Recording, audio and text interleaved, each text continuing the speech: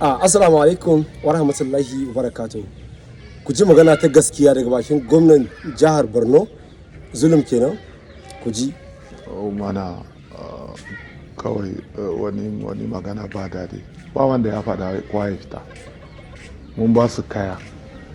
In ka gan wajenka ya bushe kana ka koma gidanka ka koma. Amma in gidanka bai bushe ba kana son ka sanna ba wanda ya hana ka. Mu dai mun ba su abincin da zai rike su sati biyu ko zai wuce sati biyu. Namiji ma muna ba da shinkafa kilo 25 da kuma masara da kuma spaghetti. Matan shi ma zai samu. To wanda ya ga ruwa ya fita da ba su ma suna fita.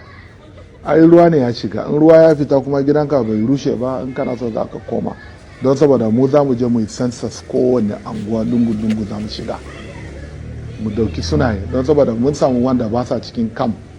Wanda ba abin da ya shafe su kamar jiya mun raba abinci a college of education a Yerwa da gaban college ka gani in kana tafiya bulunkutu ka ga mutane sun dauka abinci suna tafiya bulunkutu a ina ne wannan abin ya shafe su a bulunkutu